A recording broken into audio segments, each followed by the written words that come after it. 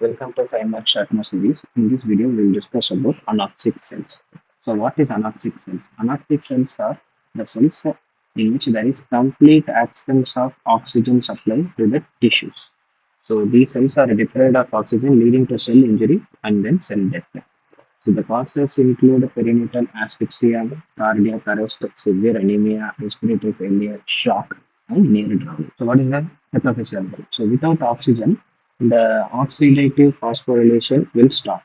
Then ATP levels will decrease, and then the sodium potassium pump will fail.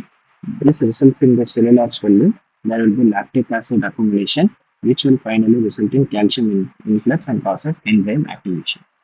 So the sensitive organs for anoxia are brain, where the neurons die within minutes, heart, where the myocytes also die, kidneys, nephrons will die, and liver. So the microscopic changes, early changes, there will be swelling and blooding.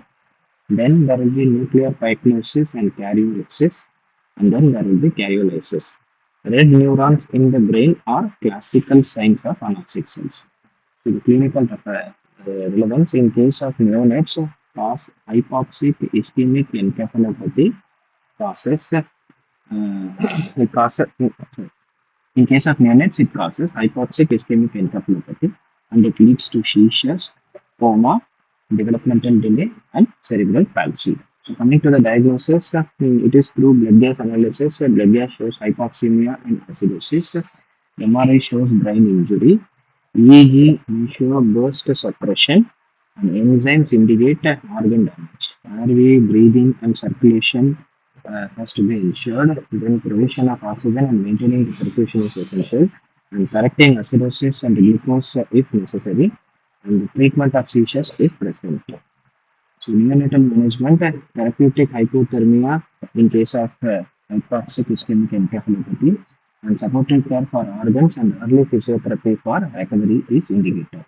So prevention is through antenatal monitoring, timely delivery, neonatal resuscitation, and early correction of hypoxia and anemia. Prognosis depends on duration and severity. Short anoxia may recover, prolonged causes permanent brain injury. So anoxia reflects irreversible cell damage. Prevention and early management are crucial in protecting the growing brains in children. I hope you learned from this video. Thank you for watching.